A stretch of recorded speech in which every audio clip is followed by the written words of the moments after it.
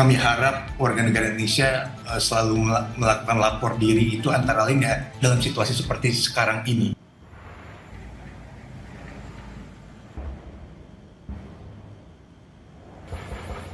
Yang Anda dengarkan adalah suara tembakan dan juga dentuman meriam terdengar di beberapa wilayah perbatasan Thailand dan Kamboja.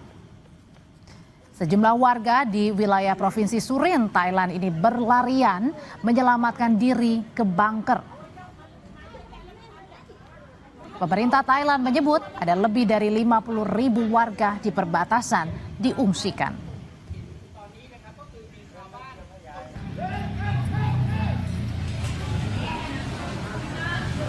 Situasi serupa juga terjadi di Kamboja. Ada sedikitnya 20.000 warga Kamboja di sana dievakuasi, salah satunya ke daerah Banteay Kamar. Di hari ketiga konflik Thailand-Kamboja, total ada 19 orang tewas di Thailand. Sebagian besar korban adalah warga sipil. Sementara untuk pihak Kamboja, korban tewas mencapai 13 orang.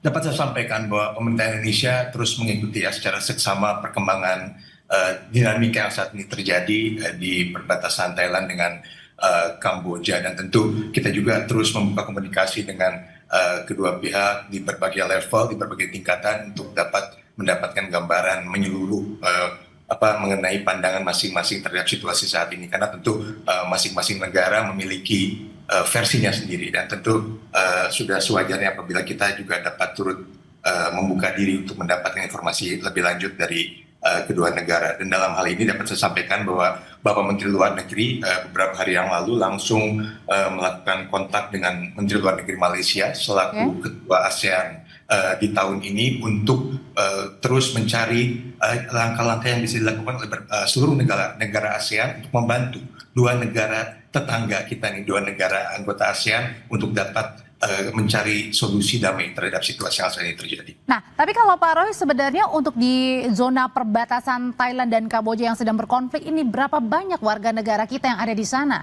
di zona merah? Ya, sebetulnya memang agak sulit untuk mendapatkan angka yang paling exact, yang paling tepat, karena kita juga akan berpegang pada data yang diberikan oleh WNI yang ada di lapangan. Tentunya kami harap warga negara Indonesia selalu melakukan lapor diri itu antara lain ya dalam situasi seperti sekarang ini. Dan menurut data yang kita punya secara formal ada sekitar 15 warga negara Indonesia yang tersebar di wilayah sekitar perbatasan yang saat ini sedang mengalami ketegangan, khususnya di bagian wilayah Thailand. Sementara di wilayah terdampak dari sisi Kamboja, data yang kami miliki tidak ada WNI yang ada di lokasi tersebut. Namun sebagai informasi tentu apabila kita lihat lagi petanya itu, memang wilayah yang terdampak itu meliputi ada sekitar 4 provinsi di Thailand dan ada 3 provinsi di Kamboja, dan itu sekitar 150 meter dari sana ada beberapa tempat di mana warga negara Indonesia sering berkunjung gitu ya. Tapi yang pasti di daerah yang saat ini dikatakan atau dideklar sebagai wilayah konflik tidak ada WNI yang ada di sana. Semoga data ini data yang paling akurat, dan juga tidak ada laporan sementara ini yang menunjukkan adanya casualties atau warga Indonesia yang terdampak langsung. Oke, Pak Roy, ini kan Thailand, Kamboja masuk negara ASEAN, kita juga. Nah, sebagai masuk dalam negara ASEAN, sebenarnya apa yang bisa kita suarakan nih untuk bisa mendamaikan kedua negara ini? Sebenarnya begini, kita harus kembali kepada hal-hal yang bersifat mendasar, dan kita meyakini bahwa terlepas dari berbagai macam dinamika atau perbedaan ya di antara kedua negara tersebut, tentunya ada keinginan untuk dapat kembali ke cara-cara damai untuk menyelesaikan berbagai perbedaan. Apalagi di ASEAN sendiri kita kan punya ASEAN Charter, piagam ASEAN, Kemudian lebih jauh lagi negara-negara ASEAN tersebut sejak bahkan pendirian pendirian ASEAN di tahun 67 kita pun memiliki sebuah traktat nih, Treaty of Amity and Cooperation, traktat untuk persahabatan dan kerjasama di seluruh negara ASEAN yang bahkan sekarang sudah diikuti oleh bahkan lebih dari 60 negara di luar kawasan ASEAN. Nah, jadi saat ini yang penting adalah kita mencoba untuk mendorong agar kedua negara ini dapat duduk dan dapat membuka diri untuk konsultasi dan dialog lebih lanjut. Kita sedang cari formulanya dan tentunya kita berharap kedua negara tersebut dapat membuka diri dan dapat melakukan dialog dengan negara-negara ASEAN-nya, terutama saat ini di bawah keketuaan Malaysia di ASEAN. Itu kita akan membantu, tapi yang dibantunya pun harus menunjukkan itikat untuk ingin dibantu. Begitu. Oke, Pak, kemudian kita balik lagi ya berbicara masalah Thailand dan juga Kamboja. Nah, ini kan Thailand juga salah satu destinasi atau tujuan yang biasanya juga sering ya warga negara Indonesia pergi ke sana. Apakah ada imbauan khusus ini untuk tidak pergi sementara waktu, baik ke Thailand atau ke Kamboja? Yang pasti pemerintah Indonesia dalam hal ini melalui kedutaan besar di Bangkok, Thailand ataupun di Phnom Penh di Kamboja terus intensif komunikasi dengan WNI yang ada di sana dan komunikasi dengan simpul-simpul tokoh masyarakat yang ada di sana untuk terus mengetahui situasi terkini.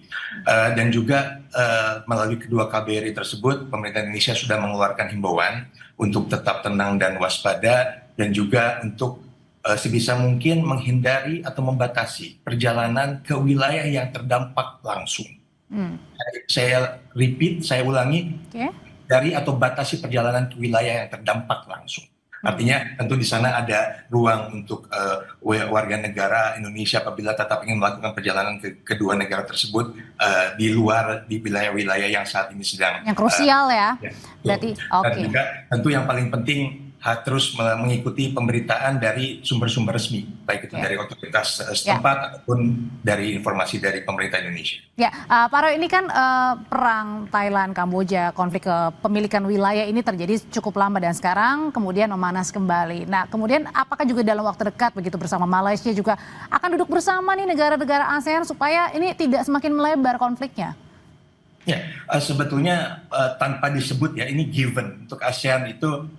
Setiap ada masalah baik itu yang melibatkan sesama negara ASEAN ataupun negara anggota ASEAN dengan negara di luar ASEAN itu sudah ada komunikasi awal di beberapa level untuk mencari formula yang dapat diterima oleh semua pihak yang sedang bertikai atau berselisih agar perselisihan itu dapat segera selesaikan atau paling tidak dibatasi agar tidak eskalasi lebih lanjut. Nah, mungkin saat ini kita masih membutuhkan sedikit waktu untuk mencari formula yang disepakati oleh kedua belah pihak. Karena tentu seperti yang saya sampaikan di awal tadi, kedua pihak tentunya memiliki pandangan atau starting point masing-masing terkait dengan dinamika yang ada sekarang.